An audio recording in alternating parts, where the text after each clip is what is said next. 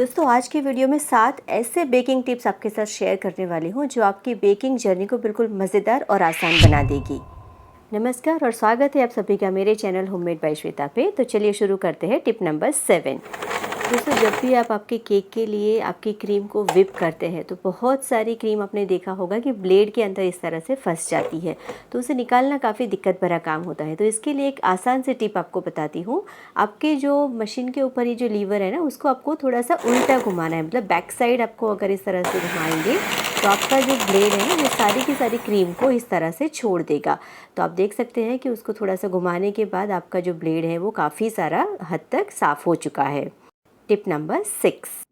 दोस्तों ये तो आप भी मानते होंगे कि केक के एक समान लेयर्स काटना प्रैक्टिस का काम है और बहुत सारी प्रैक्टिस के बाद ही आप इसको अचीव कर सकते हैं। लेकिन आपके साथ एक ऐसी टिप आज शेयर करूंगी कि जिसमें आपको सिर्फ आपकी नाइफ से मार्किंग बनाना है, काटना तो आपको है एक धागे की मदद से। जी हाँ, आपने सही सुना है। आप एक मजबूत सा धागा ले लीजिए, पतला वाला धागा, और इसे इस तरह से आपने जो मार्किंग बनाया है केक के ऊपर आपकी नाइफ की मदद से, उसके अंदर आपको धागे को फंसाना है, इस तरह से क्रॉस करना है और बस दोनों ओर से आपको धागे को खींचना है और आपकी जो केक लेयर्स है वो परफेक्टली कट के बाहर आएंगे, बिल्कुल इवन लेयर्स के साथ। Tip number 5। दोस्तों जब भी हम केक के लिए फिलिंग लाते हैं, या तो आप उसे प्लास्टिक बैग में ही रखोगे या तो फिर उसके डिब्बे में उसे खाली करोगे। अगर प्लास्टिक बैग में भी रखते हैं तो बहुत दिक्कत आती है उसे निकालने में, और मैं तो इसे इस तरह से खाली कर लेती हूँ। लेकिन खाली करने के बाद आपने देखा होगा कि बहुत सारा जो फिलिंग है वो थिक होने की वजह से आपके प्लास्टिक में ही चिपका रहता है। तो आप उसको पूरी तरह से कैसे निकालेंगे उसके बारे में मैं आज आपके साथ एक टिप शेयर करूँगी। तो आप नीचे एक कोई भी चॉपिंग बोर्ड या फिर कोई भी थाली ले लीजिए और यहाँ पे मैंने लिया हुआ है स्क्रैपर। आप प्लास्टिक का स्क्रैपर भी ले सकते हैं या फिर सिलिकॉन का स्पैचुला भी ले सकते हैं। इस तरह से आपको क्या करना है, आपके प्लास्टिक बैग के ऊपर स्क्रैपर को घिसना है और इस तरह से आपका जो भी फिलिंग है ना उसको ऊपर की तरफ लाना है। ऊपर की तरफ लाने के बाद आपको उसे कोने की तरफ धकेलना है इस तरह से, ताकि सारा का सारा जो फिलिंग है वो एक साइड पर आ जाए और आसानी से आप इसे पूरी तरह से खाली कर सकें। तो मज़ेदार था ना ये वाला टिप, बहुत ही यूज़फुल है और बिल्कुल वेस्ट करे बगैर आप आपका पूरा का पूरा जो सामान है उसे यूज़ कर सकते हैं। बहुत सारी टिप्स आगे भी शेयर करने वाली हूँ, बने रहिए एंड तक। चलिए देखते हैं टिप नंबर 4। तो यहाँ पे आपने देखा होगा कि कई बार आप चॉकलेट के साथ काम करते हैं और छोटी छोटी चॉकलेट्स आपकी जो पाइपिंग बैग में है उसमें रह जाती है, तो वो बाद में अच्छे से मेल्ट भी नहीं होती है और रीयूजेबल नहीं रहती है। तो हम क्या करेंगे, इसको फिर से हम मेल्ट करेंगे। देखिए ये बिल्कुल लिक्विड कंसिस्टेंसी में नहीं आ रही है, काफ़ी थिक है। तो हमारे पास इस तरह का सिलिकॉन मोल्ड है, आप कोई भी मोल्ड ले सकते हैं, आप प्लास्टिक का भी मोल्ड ले सकते हैं। तो मेरे पास रोज़ वाला मोल्ड है, मैं इसके अंदर इस चॉकलेट को मेल्ट करके, मतलब कि गर्म करके थोड़ा सा सॉफ्ट बना के इस तरह से सिलिकॉन के मोल्ड में डाल रही हूँ। सारा का सारा चॉकलेट मैंने इस मोल्ड में डाल दिया है और अब मैं इसे फ्रिज में रख दूँगी 15-20 मिनट के लिए, ताकि हमारी जो चॉकलेट है वो थोड़ी सी हार्ड हो जाए। आप चाहे तो हार्ट शेप का पत्तों वाला कोई भी डिज़ाइन बना सकते हैं। 15 मिनट के बाद आप देखोगे कि जैसे ही आप उसको फ्रिज में से निकालोगे, आपको सबसे पहले क्या करना है, सिलिकॉन के जो मोल्ड है ना उसको इस तरह से साइड से किनारों से खींचते हुए उससे पहले लूज़ करना है। आप डायरेक्टली निकालोगे तो आपकी जो चॉकलेट है वो टूट जाएगी। तो इस तरह से सारे कॉर्नर्स को आपको लूज़ करना है, सारी उसकी जो एजेस है उसको ढीला करना है। उसके बाद आपको उसमें से इस तरह से निकालना है। तो देखिए कितने ब्यूटीफुल से रोजेस बन के रेडी है। इसे आप आपके केक को सजाने में भी यूज़ कर सकते हैं। मैं आपको आगे दिखाऊंगी कि मैंने इसको किस तरह से मेरे केक के ऊपर यूज़ किया था। तो जितने भी मेरे चॉकलेट इस तरह से बच जाते हैं ना, मैं इनको इस तरह के डब्बे में भर के फ्रिज में रख देती हूँ। इससे कुछ भी नहीं होता है, ना ये मेल्ट होते हैं, ना ये एक दूसरे के साथ चिपकते हैं। तो आप भी आपके लास्ट मिनट के लिए इसको रख सकते हैं। आप अपने केक को एलिवेट कर सकते हैं इस तरह के रोजेज़ लगा के। देखिए कितना ब्यूटीफुल सा केक लगा था, मैंने इस तरह से इसको यूज़ किया है। चलिए देखते हैं हमारा नेक्स्ट टिप नंबर 3। तो देखिए आपने देखा होगा कि जब भी आप केक फिलिंग में थोड़ा सा लिक्विड वाला कुछ डालते हैं, मतलब कि सॉफ्ट फिलिंग जब आप डालते हो ना, तो आपके केक में से वो बाहर आता है। तो उसको रोकने के लिए हम क्या करेंगे, इस तरह से एक डैम बनाएंगे। तो ये जो मैंने ऊपर बनाया हुआ है ना उसे कहते हैं डैम। मतलब आप क्रीम से पहले एक बॉर्डर बना देते हो, उसके बाद उसमें हम डालते हैं लिक्विड, हमारा जो फिलिंग होता है। और यहाँ पे मैंने डाला हुआ है पाइनएप्पल के फ्रेश पीसेस। तो यहाँ पे दूसरा भी एक बोनस टिप आपके लिए है कि जब भी आप कोई फ्रूट फिलिंग डालें तो डायरेक्टली आपके स्पंज स्पंज के ऊपर फ्रूट को टच ना करें। इससे अच्छा होगा कि आप इसके ऊपर पतली सी एक लेयर बना दें आपकी व्हिप क्रीम की, और उसके बाद आप उसके ऊपर दूसरा वाला लेयर डालें, ताकि आपका जो फ्रूट है ना वो अंदर मॉइस्चर उसका अब्जॉर्ब भी नहीं करेगा आपका केक स्पंज, और आपका जो फ्रूट है वो बिल्कुल फ्रेश रहेगा।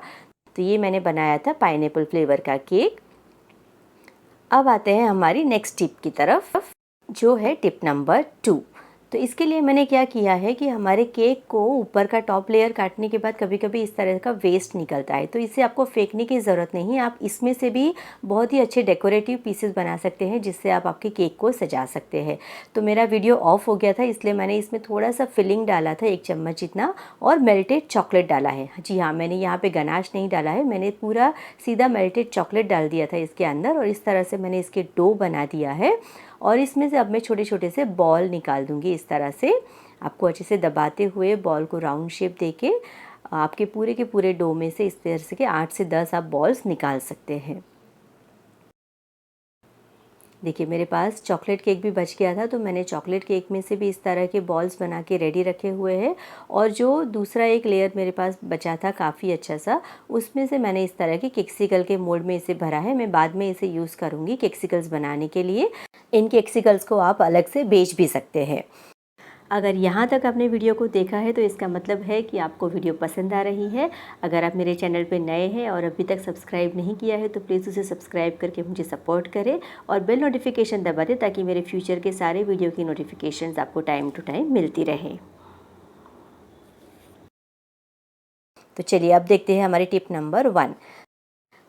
तो इस टिप के लिए आपको क्या करना है, आपके पास कोई भी ऐसा बॉक्स अगर है घर में, तो उस बॉक्स को आपको ले लेना है, और सेफ्टी पिन की मदद से मैं यहाँ पे क्या कर रही हूँ, थोड़े थोड़े डिस्टेंस पे इस तरह से छोटे छोटे से होल्स बना रही हूँ मेरे बॉक्स के ऊपर।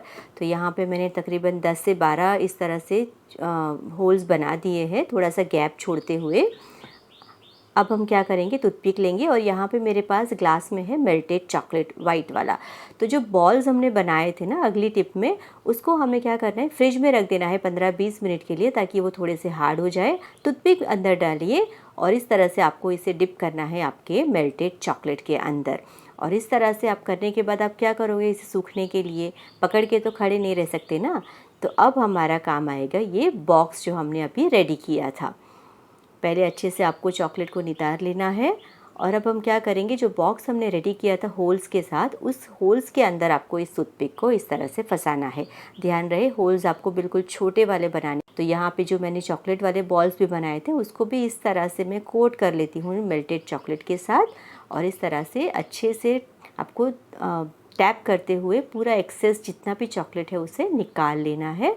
और सभी को मैं इस तरह से बनाते हुए मेरे बॉक्स के ऊपर, तो मैंने यहाँ पे बना दिया है मेरा केक पॉप्स का स्टैंड, जो अगर आप मार्केट में लेने जाओगे तो काफ़ी महंगा मिलता है। तो ये मैंने DIY केक स्टैंड बनाया है टेम्पररी, अगर गंदा हो जाता है तो आप नया बना लीजिए। अब केक पॉप्स को बनाने के बाद जो चॉकलेट बच गई थी ना, उसके अंदर मैं क्या कर रही हूँ, थोड़ा सा कलर डाल रही हूँ। 2 ड्रॉप्स जितना मैंने ऑयल कैंडी कलर डाला है, जो स्पेशली आता है चॉकलेट्स के लिए, और इसको मैंने डाल दिया है एक पाइपिंग बैग के अंदर। अब हम क्या करेंगे, जो केक पॉप्स हमारे सूख चुके हैं ना, उसके ऊपर हम थोड़ा सा डेकोरेशन करेंगे। तो यहाँ पे देखिए मैंने पिंक कलर की क्रीम की मदद से इस तरह से जिगजैग पैटर्न बनाई है। आप चाहे तो इस तरह से स्वर्ल बना सकते हैं, और अगर आप चाहे तो इसके ऊपर स्प्रिंकल्स भी डाल सकते हैं, रेनबो स्प्रिंकल्स डाल सकते हैं। मैं यहाँ पे मेरे पास गोल्डन बॉल्स है, मैंने उनको डाल के इसे थोड़ा सा सजा लिया है। तो आपने क्या किया, वेस्ट जो केक था उसमें से इस तरह से ब्यूटीफुल से आपने बॉल्स बना दिए, जिससे आप केक सजाने में यूज़ कर सकते हैं। आई होप आप सबको ये वीडियो बहुत पसंद आई होगी। अगर इस तरह की वीडियो और देखना चाहते हैं तो मुझे कमेंट सेक्शन में जाके ज़रूर बताएं। कौन सी टिप आपको सबसे अच्छी लगी वो भी मुझे बताएं। लाइक, कमेंट और शेयर करना ना भूलें। Thanks for watching.